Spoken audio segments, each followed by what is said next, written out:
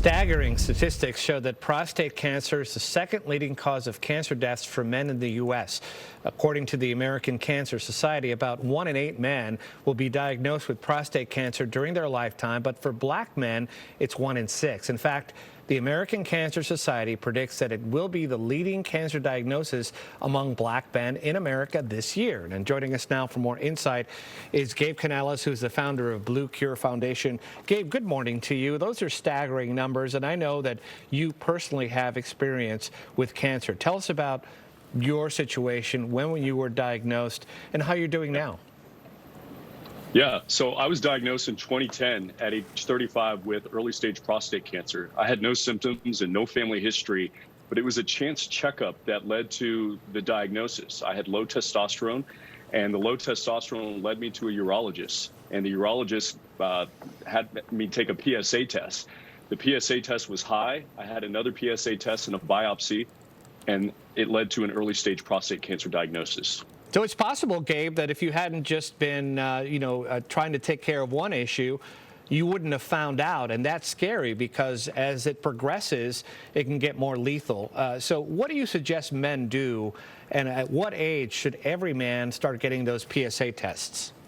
Okay, so most men don't get annual checkups. So my recommendation and my encouragement is get an annual checkup and know your numbers. Most men don't know what their cholesterol is, their blood pressure, their blood sugar, and their BMI or their body fat percentage. Know those numbers. The fifth number that men need to know and have a discussion with their physician is their PSA test.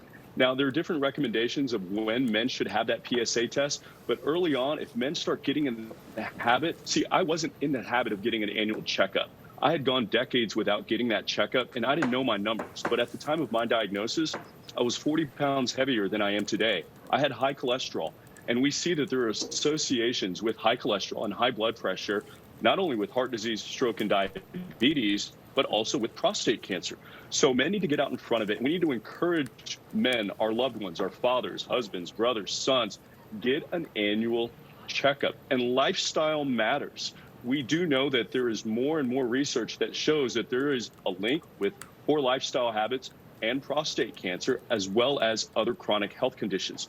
So my message is an encouraging message. It's not one to finger point or finger wag, but know that making small incremental changes in healthy lifestyle habits can make a huge difference in our physical and our mental health. Hey, Gabe, and so, yes. I know that I did the math. You're 47, all right? So how often do you get tests? And, is it going to change when you're 60? Is it going to change when you're 55? I mean, is a 60-year-old guy supposed to get more tests than a 45-year-old guy? Yeah, so I get a PSA test every year, and I encourage, now that's because I have lived with early stage prostate cancer now for 12 years. I'm 48 now. So I've lived with this disease for more than a decade.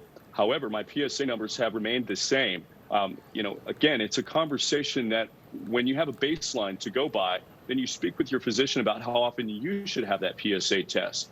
But again, it all starts with getting that checkup. And when you have that checkup, you can discuss that with your physician. It does matter if you're black. It does matter if you have unhealthy lifestyle factors or if you have a family history of prostate cancer. But again, I can't encourage your viewers enough to get that checkup because that's the first step. Last question is, Gabe, why are men so horrible about going to the doctor? You kind of put it off. I'm a tough guy. I'm not going to the doctor. I don't need it. What is it about men? Because, I know that women are better at this, but men kind of put it off. Yeah, we're afraid of knowing. And I was afraid of knowing early on, like after I received that diagnosis, I resisted going to the next doctor, but it was people in my life that pushed me. I've talked to men all over the country, and there's not only a stigma, a lot of men have this belief that I can tough it out.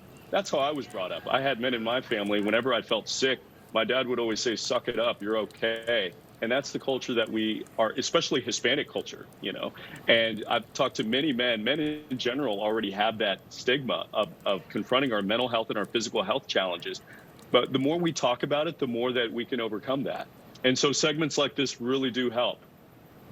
All right, Gabe. Well, you are the founder of Cure Foundation. A lot of good things I heard. I'm going to get a checkup myself. Thank you very much for joining us. Thanks for having me.